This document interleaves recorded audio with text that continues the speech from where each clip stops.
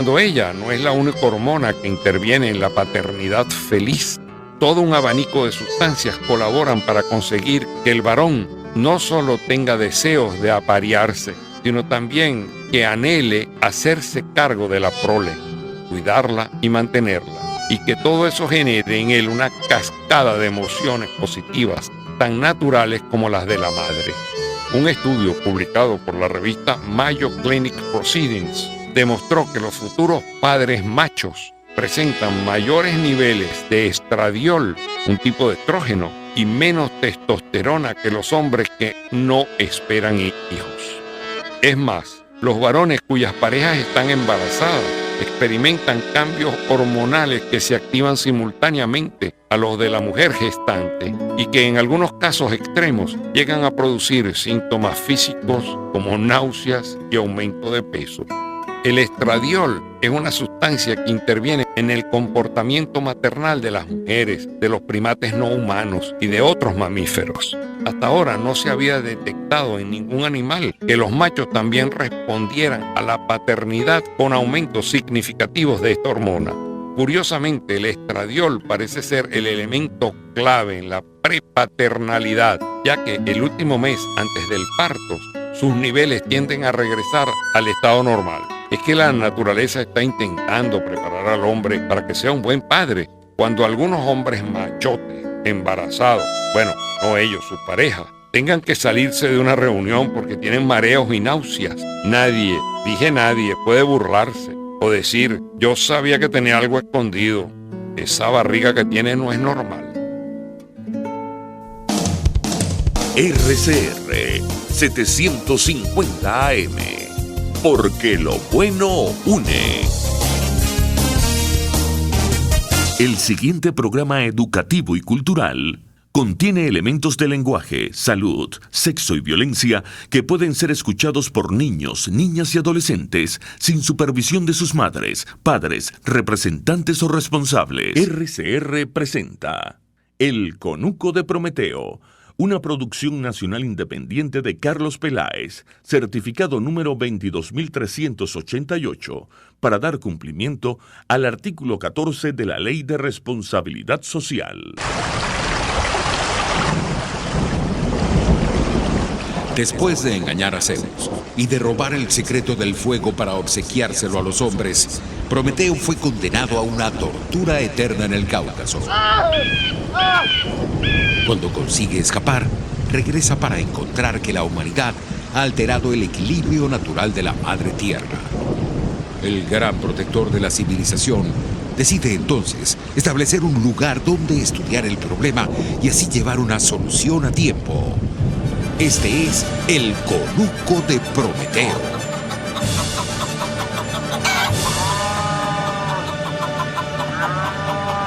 Estamos en el magazine sabatino, en este espacio sabatino para hablar del ambiente en su sentido más amplio, que incluye, pues, por supuesto, todas las ideas de esa especie tan particular de animal que vive en ese ambiente, que es el humano, y que día a día le da forma a su propio hábitat de una manera bien loca este año. Bienvenidos al Conuco de Prometeo, que es una presentación publicitaria de Spectabilis, un taller estudio de cerámica que queda aquí en Caracas y en el que pueden encontrar un montón de piezas utilitarias y decorativas en cerámica muy diferentes a lo que se consigue tradicionalmente la cerámica aquí. Así que échenle un ojo, @spectabilis.shop en Instagram. Bienvenidos a otra jornada para dar al ambiente el lugar que se merece, recordando que todos somos animales en peligro y que todos nos vamos cuidando de ese peligro a través de enjambres. También de enjambres ciudadanos, enjambres que vamos construyendo nosotros mismos, que nos permiten reducir ese peligro y no solo reducirlo, sino superarlo. Que en este Conuco más bien vamos a hablar un poco de superarlo, porque bueno, tenemos una situación bien delicada que fueron las inundaciones o deslaves, no sé cuál sería la categoría o las dos, de la población del municipio de Mario Virginia Aragorri, El Limón, en el estado de Aragua, que es parte de la zona metropolitana de Maracay, que estuvo muy feo las lluvias esta semana que fue del 7 al 11 de septiembre. ha estado bien fuerte la cosa por allá. Y bueno, hay que empezar a activarnos y tratar de entender como Enjambre por qué es que pasan esas cosas. No es que es un castigo de Dios que nos atacó, no. Eso pasa por algo. Hay dos fenómenos que están ocurriendo y llevan a que esas cosas ocurran, y esos fenómenos, uno tiene muchísimo que ver con la mano humana y otro, bueno, son fenómenos naturales. ¿De qué hablamos, Carlos, cuando hablamos de los fenómenos naturales y humanos en el caso del limón? Bueno, tú sabes que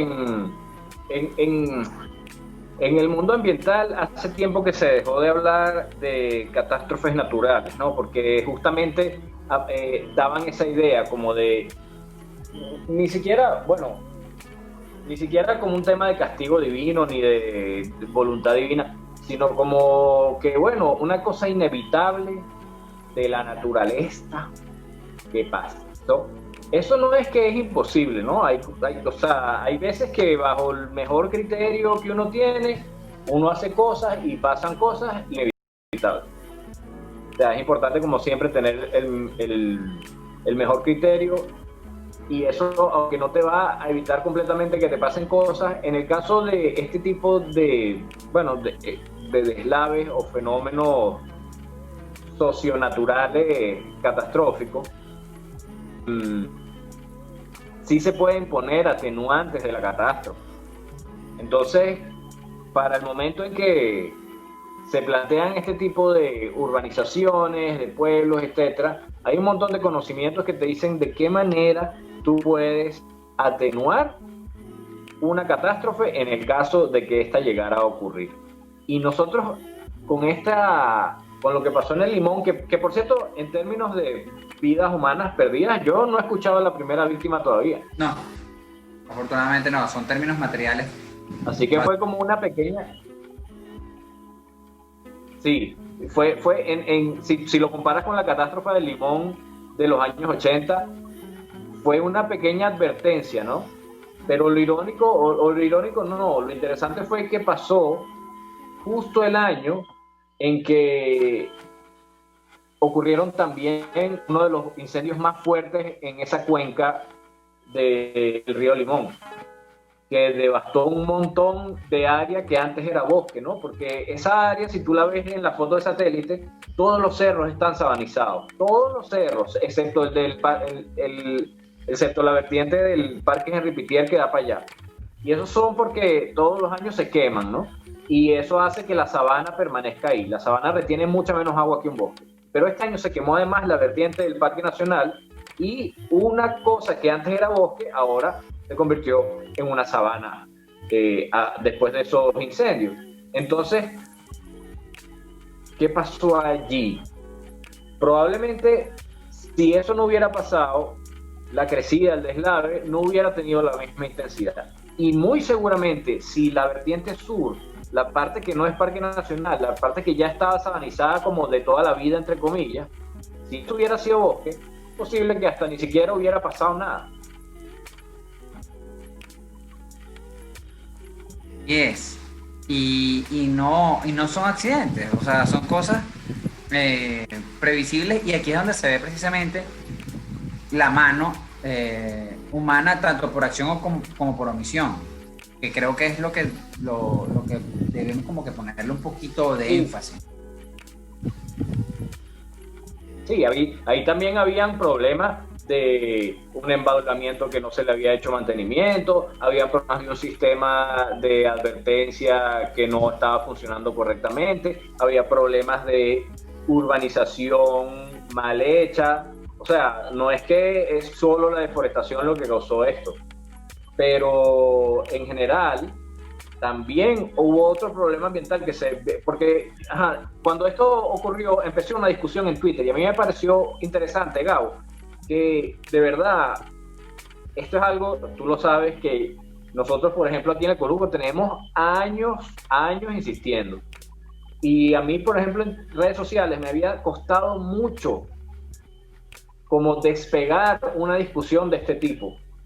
Y con el tema que pasó en el Limón, yo hice un tweet y tuvo un nivel de interacción que yo nunca había experimentado antes, ¿no? Entonces la gente de alguna manera sí tiene como la oreja más parada con este tipo de cosas. Eso me pareció interesante.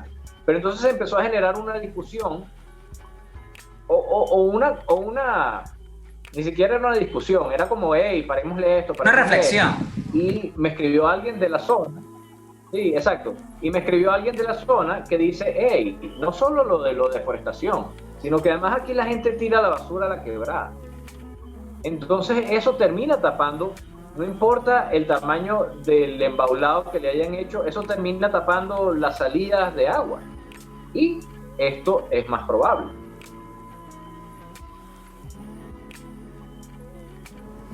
Claro, porque termina impactando, yo creo que de una forma que es como para idiota, ¿sabes? No lo dije yo. O sea, se supone, oh, qué sorpresa. Bicho, no seas gafo, es obvio. Es verdad. Yo siempre tengo una actitud como que no, bueno, porque imagínate si tú tuvieras la bolsa de basura en el río, eso puede terminar tapando. Pero es verdad, es como para idiota, es como que tú eres idiota, ¿cómo vas a tirar eso en el río? ¿Estás loco? Sí, sí, Carlos es un poco más polite que lo que suelo ser yo casi siempre, pero sobre todo porque no es la primera vez que pasa, o sea, pasa cada cierto tiempo eso. No es un accidente. Sí, pero ¿tú sabes por qué yo soy más light con eso? Porque, digamos, yo ya estoy entrenado con la parte de educación ambiental y de verdad uno en esos contextos, de verdad tienes que llegar asumiendo que la gente no sabe, porque tenemos un peso con el que cargamos nosotros, que es un sistema educativo que le dio muy poco valor a la ciencia, pero además en muchos lugares tiene deficiencias muy, muy grandes, independientemente del valor, o sea, del valor o no valor que le den a una cosa. Tiene problemas de infraestructura, problemas de personal, etcétera, etcétera, mucho más ahora, por supuesto. Y de verdad, hay todo un basamento físico, químico, biológico, que es súper básico, pero que es necesario para entender estas vainas claramente. O sea, porque yo se las puedo decir, pero mi idea es que la entiendan dándole unos pequeños basamentos teóricos que a mucha gente la escolaridad aquí no se la ha dado. Y eso es un problema, ¿no? Sí, pero más allá de que el sistema no te la dé como debería ser, hay cierto punto de sentido común mínimo que tiene que señalarse. O sea, yo creo que son las dos cosas, ¿no? O sea, por una parte vas capacitando y por otra parte vas avergonzando. O sea, tiene que haber una especie de castigo, pero social a eso, ¿me explico? O sea, ¿qué te hace pensar que el mejor lugar para un colchón es la quebrada? No, bueno, yo lo hago porque si no me dejan de parar, si no regaño no me paran más bola, pero es verdad. Particularmente, o sea, digo el colchón porque son cosas que se ven y quebradas. Y tú dices, ¿qué pasó en tu cabeza que tú creías que eso, primero que nada, era la mejor opción, segundo, no iba a pasar nada, no iba a traer consecuencias? Porque sí. la botan en una quebrada que queda a 40 kilómetros de tu casa. Normalmente lo botan ahí al lado donde viven. ¿Qué pasa? Sí, pero bueno, es como cada vez que acá hay una lluvia fuerte, la primera lluvia fuerte en Caracas, que tú te pones a las orillas del Guaire y empiezas ahí va un pañal, ahí va una chola, ahí va un pote de cloro, ahí va un colchón, ahí va un mueble. Exacto. Sí, entonces es como que bueno, eso se va a ir. En algún momento se va a ir. Sí. Eventualmente la consecuencia está, a veces la consecuencia está lejos, a veces la consecuencia está cerca. Es fuerte. ¿Cómo? Uh-huh. Ok, no, pensé que era problema. Con el tema de deforestación sí es un poco menos evidente, ¿no? Porque la gente no vive en el bosque y estos son procesos que además pasan como tras bambalinas del ecosistema. Y bueno, no hay ningún problema en repetirlo. El tema con los bosques y las pendientes es que literalmente los árboles son una máquina de bombear agua. literalmente una máquina de evaporar agua. Entonces, pero cuando el agua es escasez, son una máquina de conservar agua. Entonces, por eso cuando una ladera está arborizada, bien arborizada, retiene mucha más agua que cuando está pelada o cuando está sabanizada. Entonces llueve. Les estamos presentando El Conuco de Prometeo por RCR 750 AM. ¿Qué pasa con la saturación del suelo? Puedes seguirnos en nuestras redes sociales, en Twitter, los deslaves, porque empieza el agua a caer y a correr directamente para abajo. El suelo no la absorbe. Entonces, cuando no hay un bosque, esto es mucho más probable que ocurra con menos agua. Y eso fue lo que vimos en el Limón. Una zona que tuvo deslaves, tuvo desbordamientos, tuvo problemas con que esa cuenca no logró absorber la cantidad de agua que le cayó. Y nosotros, en los tweets del Instituto de Geografía, en los tweets de la cuenta de geógrafos de Venezuela, que no es lo mismo, ellos decían, miren por dónde bajaron las quebradas que se desbordaron y miren dónde fueron los incendios del año pasado, o sea, de este año, pues. Coincidía. Sí, estaba tratando de buscar esas imágenes para ponerlas como portada de este conuco y no las consigo. Pero es tal cual, o sea, hay causas, hay ¿cómo se dice esto? No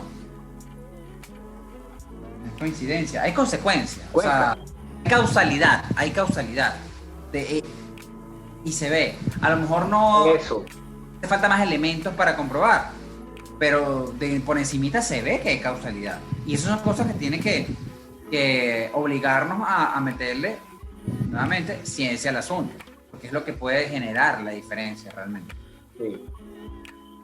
Sí. Y sabes que eso es chévere cuando la gente va para el bosque, cuando la gente va para el Ávila, cuando la gente le agarra un chaparrón en el Ávila, ¿sabes? Ese tipo de experiencias también te ayudan a entender todas estas cosas. Porque, por ejemplo, cualquiera que haya ido de campamento a una zona más o menos boscosa y más o menos en pendiente y haya visto un chaparrón ahí, bueno, ni siquiera de campamento, pueden haber ido a una posada, una casa, una tía, cualquier cosa. Tú puedes ver, o sea, que la diferencia entre una quebrada que corre entre árboles, que corre entre raíces, que corre entre piedras, y una cosa que no tiene ningún tipo de arborización, como el agua va horadando el terreno, ¿no? Entonces, ese tipo de experiencias que la gente puede pensar que pasan de largo, porque la gente está muy acostumbrada a que uno aprende en la escuela, no aprende en el colegio. Pero este tipo de cosas también te enseñan sobre los sistemas en los que vives, ¿no? Simplemente pasar por ahí con un grupo de muchachos y decir, ay, miren este hueco, ¿cómo se habrá hecho?, ¿no? Y empiezan a hurgar, a preguntarse, que eso es la creadora del conocimiento. Sí, exactamente. Vamos a hacer una pausa en el Conuco de Prometeo y ya regresamos con más.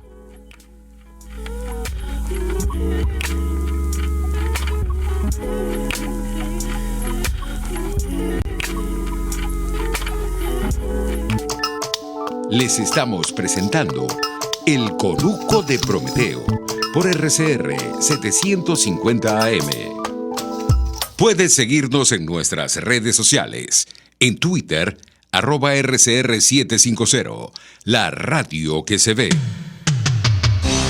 Antes de empezar el día, entérese de lo que acontece en el país junto a Pedro García Otero en Titulares de la Mañana, de lunes a viernes a las 6:30 de la mañana. Acompáñelo y empiece su día bien informado. Titulares de la Mañana con Pedro García Otero, solo por RCR 750 AM, porque lo bueno une. Ellos sí que no saben nada. Y así nos va, el espacio donde se tocan los temas más candentes de interés político y nacional. Y así nos va. En este programa, la picardía y el humor inteligente son los protagonistas. Pura cabilla. Lara y Hernández descosen y revelan los secretos más oscuros del acontecer político.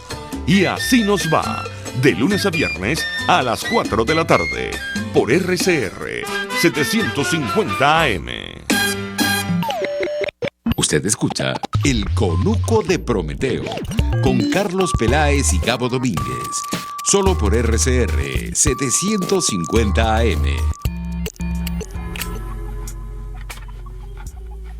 Seguimos en el Conuco de Prometeo. Estábamos hablando de la situación, en los deslaves que ocurrieron esta semana en el Limón y lo muy relacionados que están con los incendios forestales de este mismo año, ¿no?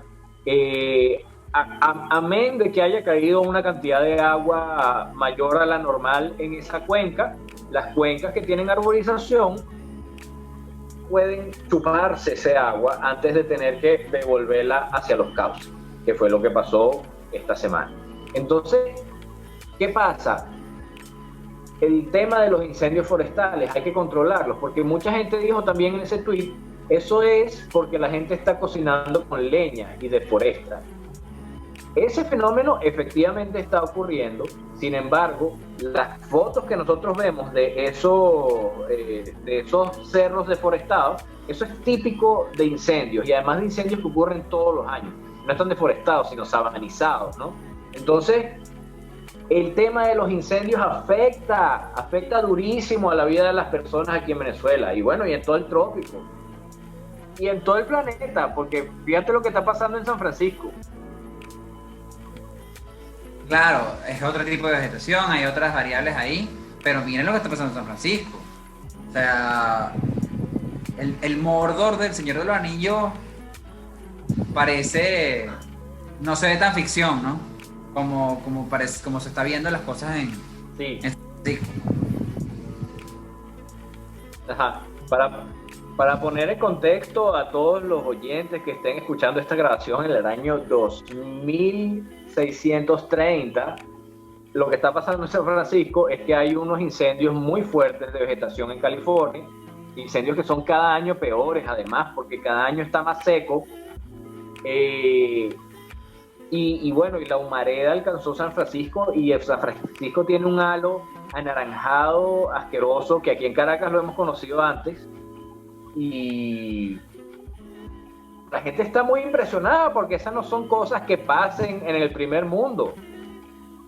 Claro, y obviamente están impresionados, les resulta algo nuevo, saben que hay una causa y consecuencia, hay una causalidad ahí, y eso es importante destacarlo, de que es chévere, o sea, es fino porque tú ves que la gente está hablando de, hey, esto tiene relación con eso, o sea, que un cielo naranja no es tan chévere, que es algo que nosotros vemos acá, que muchas veces se romantiza, ¿no? Ay, qué lindo está ese color naranja en el cielo.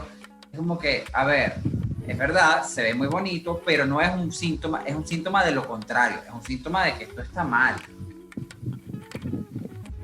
O sea, por ejemplo, uno que es Eso fue lechería. Sí. Lechería al lado en Guanta, todas las petroleras que emiten gases, obviamente. Entonces todas las tardes, quibillo, el sol, naranja y tal. A ver, es lindo porque estéticamente es lindo, pero no es un mal síntoma. Es un síntoma de que eso es una cagada. Sí, por ejemplo. No asociamos a esa idea. Y aquí en Caracas eso no pasaba. Yo cuando era niño, chamo, eso no pasaba aquí, lo de la calina, por ejemplo. Y yo recuerdo que cuando empezó a pasar, el cielo se ponía rojo, el sol se ponía rojo y la gente era como, wow, atardecer. No tenían celulares en ese momento, no podían tomarle fotos. Pero eventualmente la cosa pasó a que la gente no le parara porque era como la temporada de calina. Pero ya sí es como, aquí está pasando algo y es grave, y enfermedades respiratorias, y de dónde viene este humo, viene de la deforestación. Las redes sociales han ayudado a que esto fluya mucho más. ¿Sabes? Cuando yo estaba chamo, antes de que hubiera las reformas alrededor de la estación Zona Rental, de que existiera la estación Zona Rental, había un elevado ahí en Plaza Venezuela, había una fuente donde está el SEBIN, todo eso. Mi papá trabajaba por ahí, entonces era un lugar muy común para nosotros de pasar. Había una pasarela súper bonita ahí en Plaza Venezuela, pero era particularmente, estéticamente era muy bonita. Y yo recuerdo que hubo una tarde particularmente que pasó ese fenómeno, ¿no? Que el cielo estaba naranja, salimos del trabajo de mi papá y recuerdo que era como que, wow, qué loco esto, ¿no? Y se tomó una foto apuntando hacia el oeste, que se veía esa pasarela que era muy bonita, se veían las torres del Parque Central, la mezquita, se veía todo eso, y salió en primera página del Nacional, o a lo mejor no sé si del Nacional o de un cuerpo del Nacional, que recordamos que esa era la prensa escrita, era como que un medio de comunicación supremamente importante, que era realmente de donde se dictaba la línea de opinión durante esa semana. Y recuerdo vívidamente que esa foto que apareció como central en un cuerpo en la página, no me acuerdo, explicaba qué era ese fenómeno. El sol de la contaminación, y explicaba qué era eso. Yo recuerdo, eso fue como en el 98, 99, por ahí. Y fue como que, wow, o sea, no es algo chévere. Qué loco. Estamos hablando de 20 años atrás. Eso no volvió a pasar. Por mil razones. Sí. Hay más medios, porque o hay menos medios, porque, en fin. Pero creo que nosotros como Enjambre tenemos que empezar un poquito a señalar esas cosas. Es decir, no es chévere. Incluso si, como el propio troll, vemos 10 fotos comentadas, bueno, pero decirlo, es bonito, pero no es... Y fíjate que es importante decirlo, aunque no te estén parando, porque sí te están parando, sí te están oyendo, solo que puede ser que no les llegue la cuestión. Pero los ecologistas y los ambientalistas y los ecólogos de aquí en Venezuela tenemos años diciendo del tema de la deforestación y trayendo a colación el ejemplo de Haití, y que si el conuco de Prometeo, y que si los incendios forestales, y que si la extracción de leña, y con un impacto bien reducido, que en círculos que van creciendo muy poco a poco, de gente interesada en el tema y tal, y no sé qué. Pero entonces pasan este tipo de cosas y es como, era verdad. Eso, un ejemplo clarísimo de eso, histórico ya este momento es histórico dentro de la gente que se encarga del ecologismo, es el del huracán Katrina, que con el tema de cambio climático, que decían cambio climático, y todo el mundo como, ¿cambio qué? Imagínate. Y entonces de repente pasó Katrina, y no es así como que, wow, Katrina es culpa del cambio climático, pero es como, si esto empieza a pasar más, va a ser un problema. Y entonces ahí la gente se puso atenta. Entonces es importante hablar aunque no te estén parando. A ver, es que son como cosas que uno lanza al aire y la gente le queda en la cabeza, pero no le da mucha utilidad. Hasta que ocurren los acontecimientos y la gente le hace ring, ¿no? La campanita. Claro, era aquello. A mí me pasó, por ejemplo, con la película, hablando sobre Katrina, con la película Tormenta Perfecta, que creo que es de George Clooney.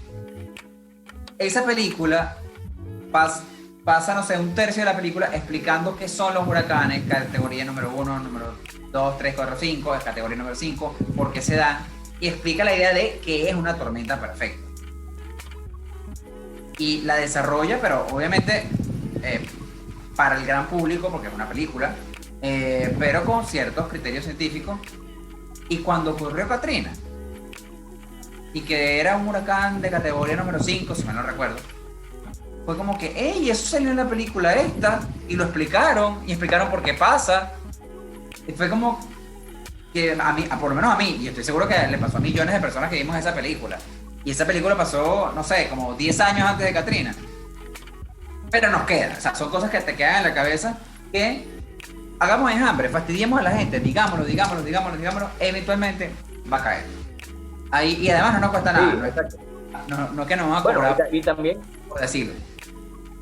Claro, y también para que la locha caiga tiene que tener sentido lo que estás diciendo, ¿no? Eso es importante también, ¿no? Porque no es caer a mentira, es exponer la evidencia, ¿no? Porque si no, lo que termina pasando es que quedas como estúpida y ya. Pero la idea es esa, es crear una narrativa que sea verificable en los hechos, que en algún momento eso se va a verificar.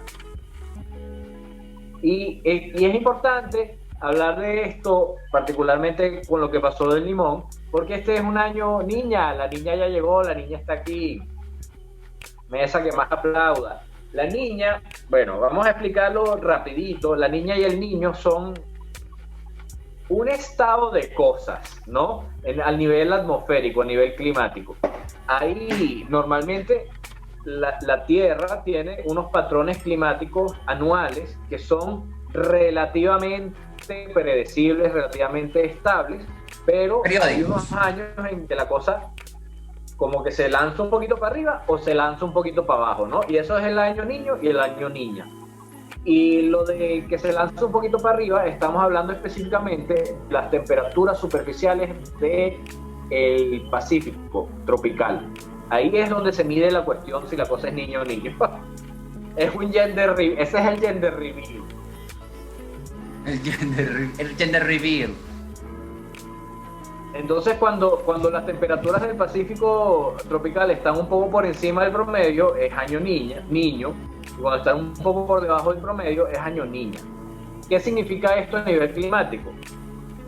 Por unas interacciones termodinámicas que yo no puedo explicar, eso afecta la circulación de los fluidos de la atmósfera en todo el planeta. Mucho más en la zona donde ocurre esa ¿cómo se llama eso? La variación del Pacífico. Ahorita no me acuerdo el nombre técnico de la cuestión, pero cuando eso ocurre, generalmente lo que pasa en Venezuela es más lluvia, cuando hay año niña, y este año es niña. Entonces nosotros vamos a esperar una cantidad de lluvia más alta que el promedio para el tercer trimestre, para el trimestre que viene ahorita, septiembre, octubre y noviembre. Puede ser más, puede ser menos, pero septiembre, octubre y noviembre van a ser meses mucho más lluviosos de lo normal para este mismo trimestre. Entonces tenemos que estar preparados, porque lo que vivimos en el Limón se puede repetir. Y si usted vive en una zona que ha sido fuertemente deforestada y está en pendiente, usted tiene que estar alerta de lo que puede pasar ahí. Vecinos de Latillo, por ejemplo, para no salir de Caracas. Este va a ser un año lluvioso.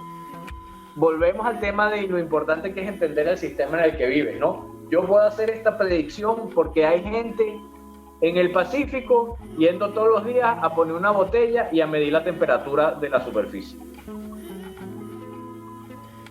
Y como siempre decimos en este conuco, y no nos vamos a cansar, es que es parte del trabajo que nos toca hacer, es ciencia detrás de los hechos, es probar evidencia, es que se sepa con certeza qué es lo que pasa, y la certeza te la da la evidencia. Es esa gente que se va al Pacífico a medirlo. Bueno, no solo a medirlo, a registrarlo, a tenerlo anotado, ver las variaciones para arriba y ver las variaciones para abajo, darnos cuenta de que eso ocurre. En qué lugares alrededor del área metropolitana de Caracas eso afecta más o menos. Normalmente las zonas montañosas altas se ven considerablemente más afectadas. ¿De qué hablamos? Hablamos de la Florida, hablamos de los Altos Mirandinos. Yo recuerdo cuando yo vivía en San Antonio que era época de lluvia, era como que, ay, agárrate porque ahora es que viene. Se va a desbordar la oveja negra, se va a desbordar por la mariposa, o sea, ya uno tenía como que ese mindset claro. Bueno, pero tengámoslo más claro, estemos más conscientes de que eso va a pasar. ¿Dónde suele pasar? También como en la zona, en las esplanadas, como pasa en Pablo VI, hacia Petare, que siempre se inunda Pablo VI. Sí. Entonces, ¿sabes qué? Que eso va a venir y además, empezar a exigir desde ya a la gente que debería tomar medidas al respecto, porque no es algo que va a ser, que es nuevo, no es que sorpresa, ¿cómo pudo haber ocurrido esto?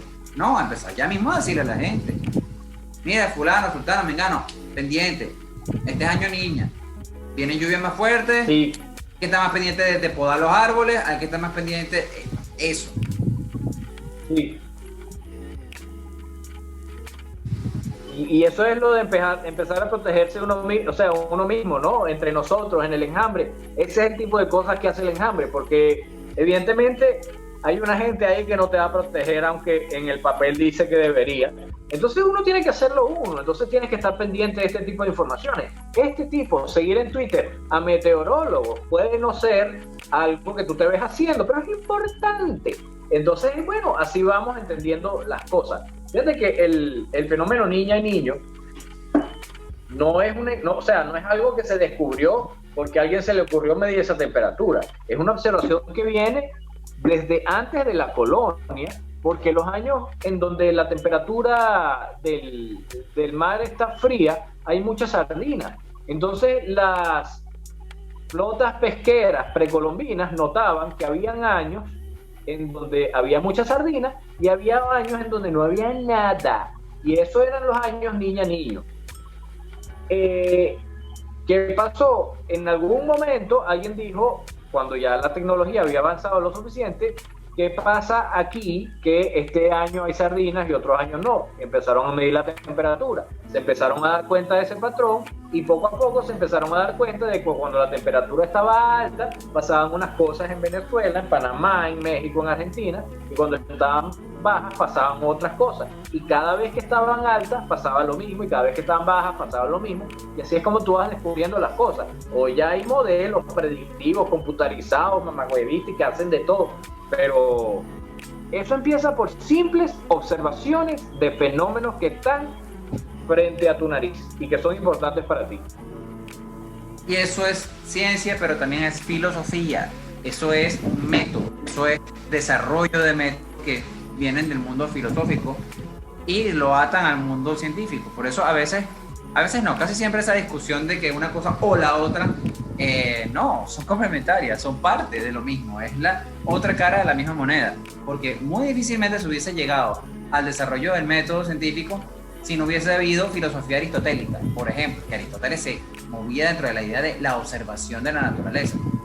Si no se hubiese dedicado a observarla como método filosófico, amigo, la ciencia no llega. O sea, la ciencia como la conocemos hoy no llega, sencillamente serían costumbres, serían conductas a las que estamos acostumbrados a hacer. Y no, afortunadamente no, porque hay gente pensando en cada área.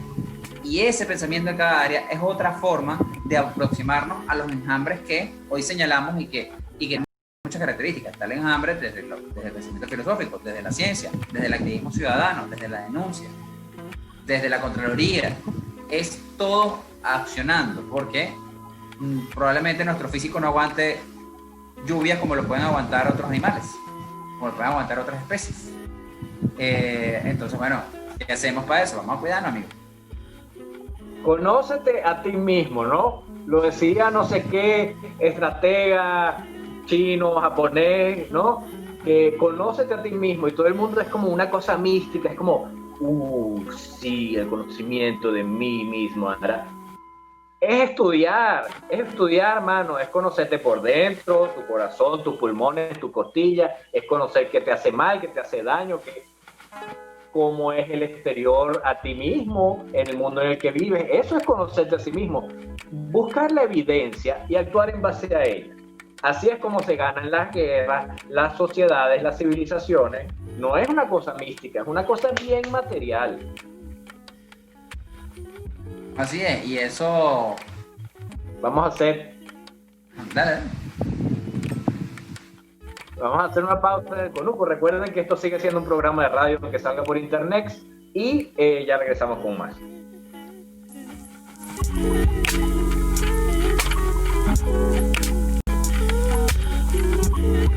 Mine is stamp collecting. Carlos Peláez y Gabo Domínguez en El Conuco de Prometeo, solo por RCR 750 AM. Puedes seguirnos en nuestras redes sociales. En Twitter, @RCR750, la radio que se ve. Pluralidad contigo. Respeto contigo. Responsabilidad contigo. Libertad contigo. Estamos contigo y punto. De lunes a viernes a la 1 de la tarde. Contigo. Solo por RCR 750 AM. Porque lo bueno une. De costa a costa, cada semana, usted podrá ser parte del sentimiento varguense que inundará la señal de RCR. El Pitazo en Vargas. Acompaña a Luis López en el recorrido por la ruta de la actualidad informativa en el litoral. comentarios, denuncias, reportes de tránsito y cómo están las playas. Información de primera mano de todo lo que ocurre en el estado Vargas.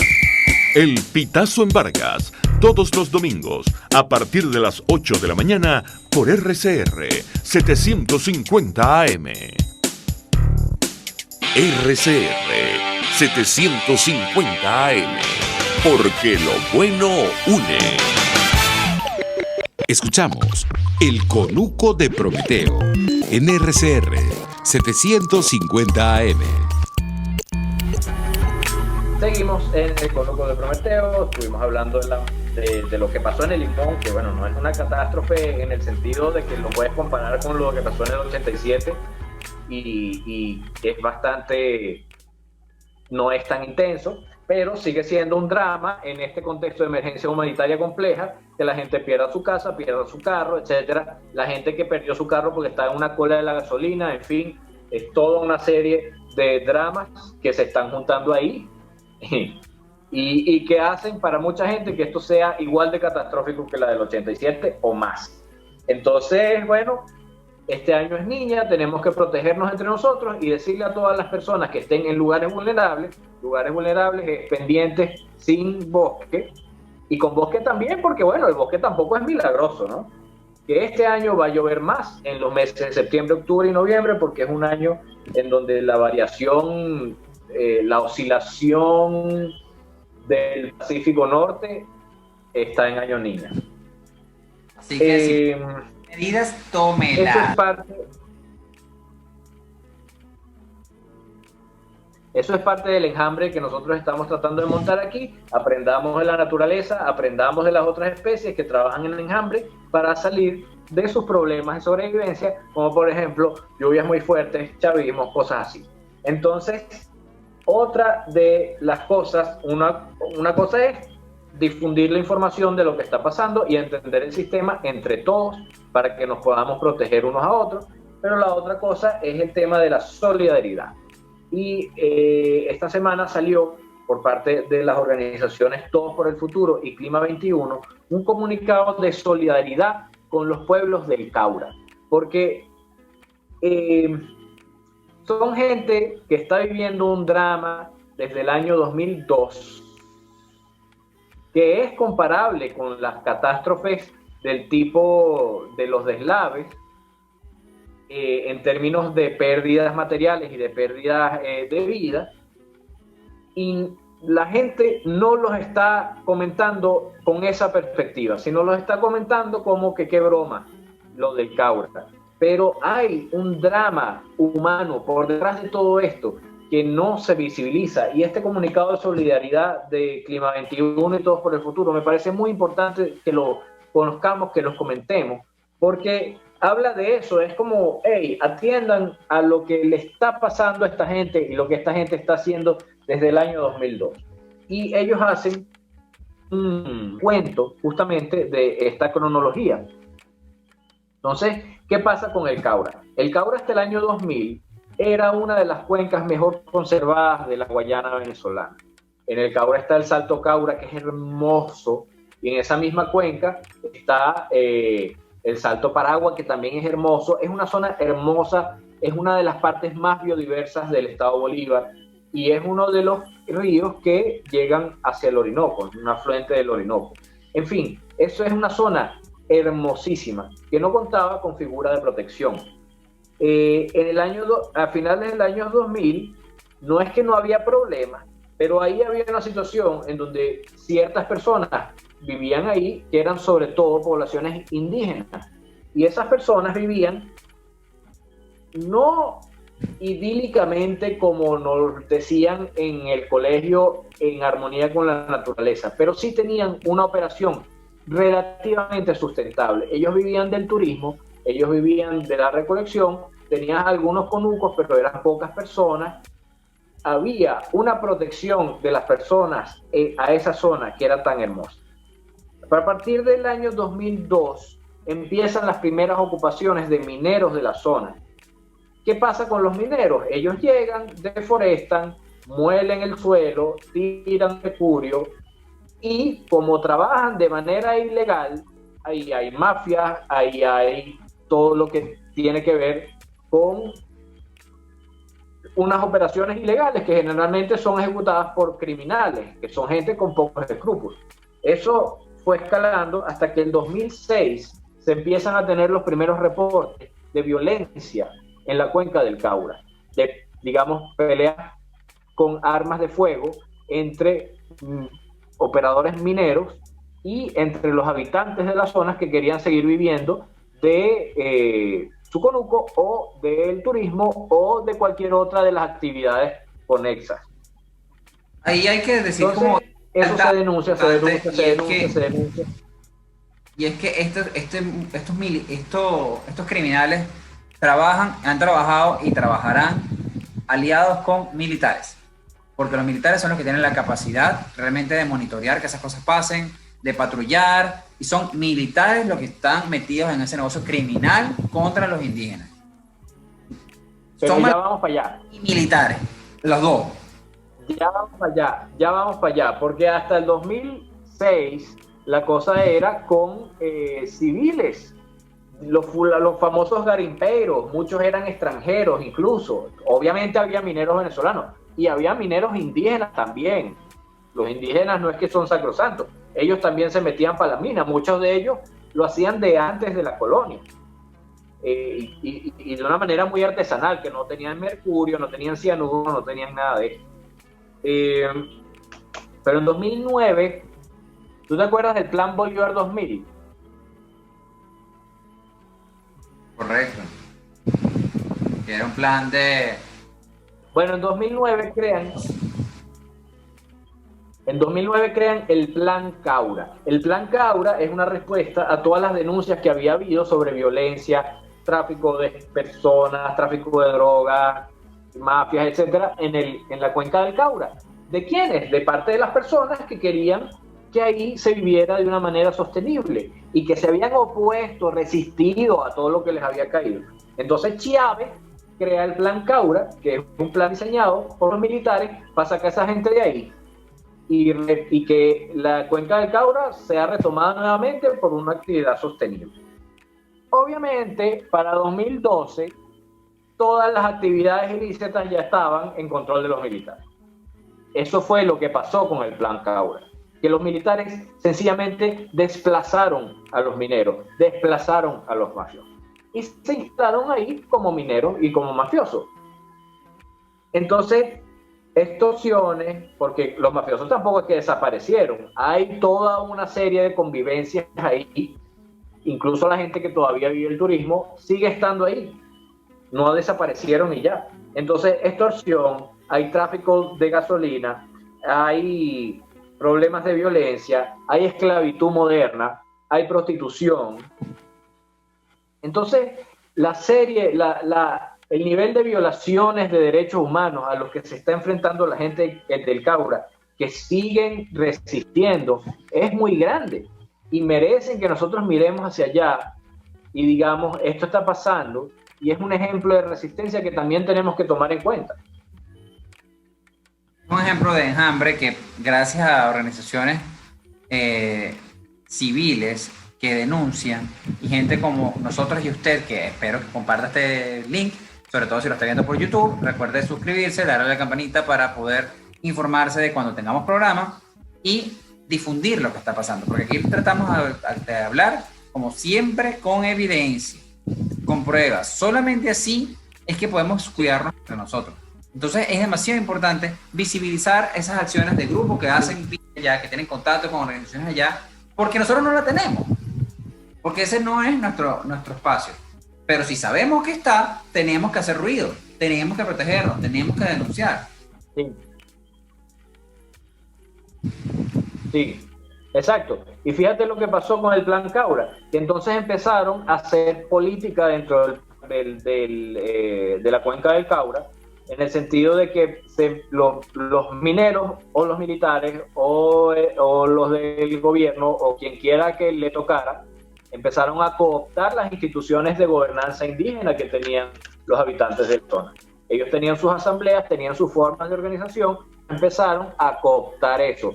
a meter su gente, a comprar votos, a comprar opiniones, a comprar etcétera.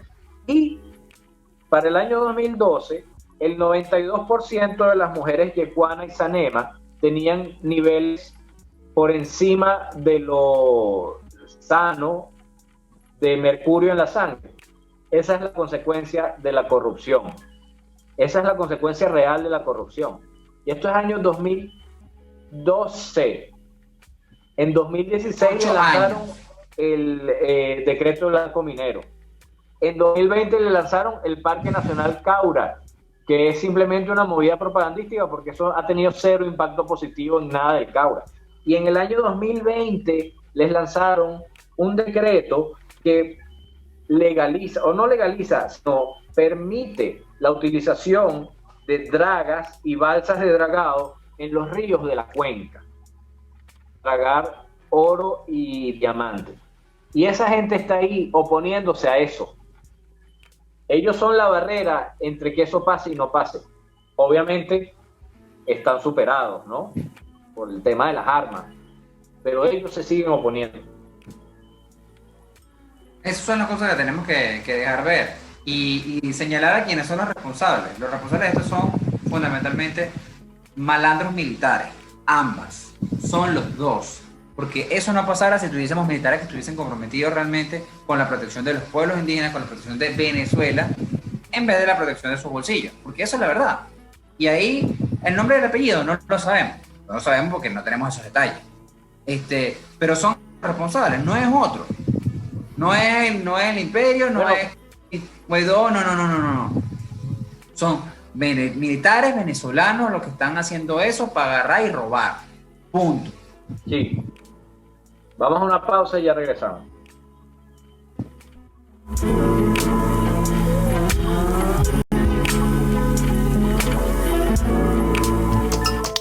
Les estamos presentando El Conuco de Prometeo por RCR 750 AM.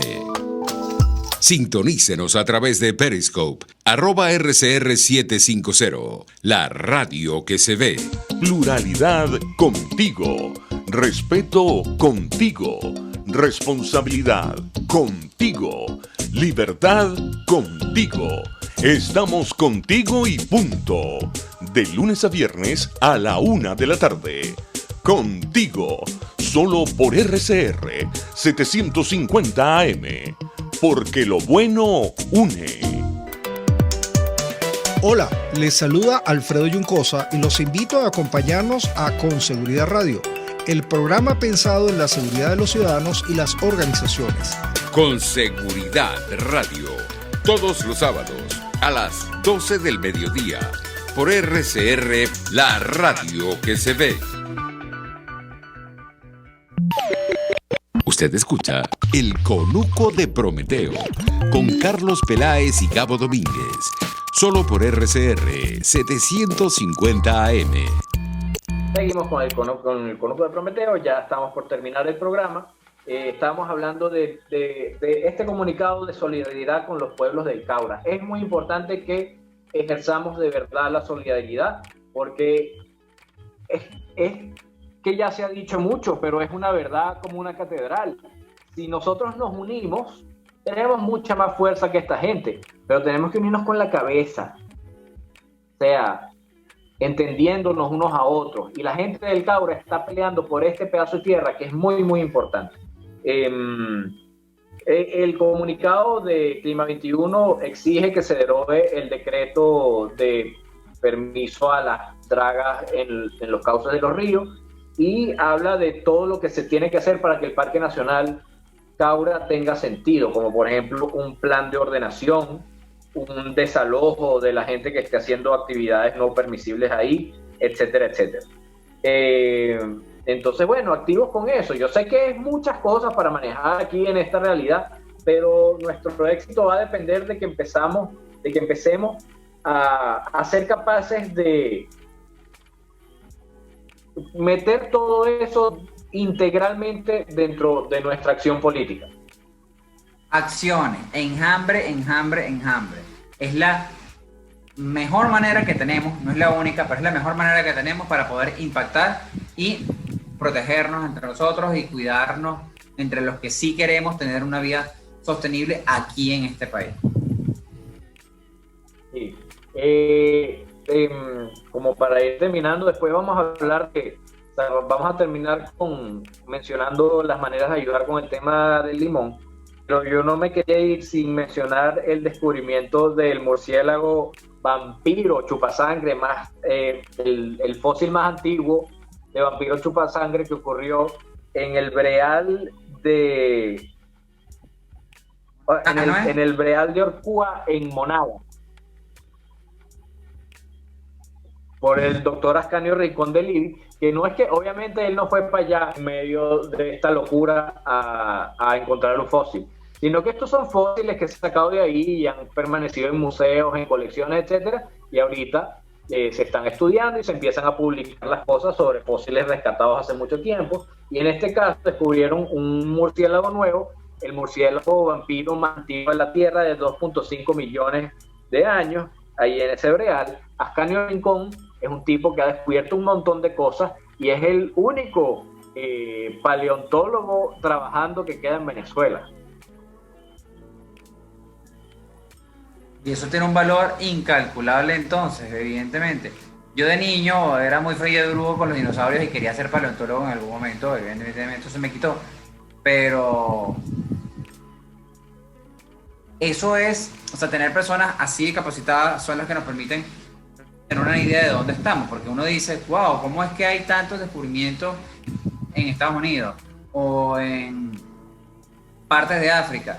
Bueno, no es porque realmente ahí haya más o haya menos, es que lo que hay más o menos es gente estudiando. Eso es lo que hay más y menos. Bueno, fíjate que el doctor Ascanio trabaja con un investigador de Estados Unidos, trabaja en conjunto, que esa es la otra cosa que tiene la ciencia, ¿no? El tema de la cooperación es como algo natural, que es algo que a nosotros nos cuesta mucho, pero en la ciencia es algo natural. Entonces, Ascanio trabaja con un laboratorio de Estados Unidos, porque claro, aquí está súper limitado todo también, ¿no? Entonces, pero yo cuando estaba en la universidad, yo fui preparador de un laboratorio de paleontología en la Simón Bolívar. Eso era como normal y ahora queda uno en el país. Queda un paleontólogo trabajando en el país, ¿no? Eso evidentemente nos obliga a seguir creando hambre, a seguir pensando cómo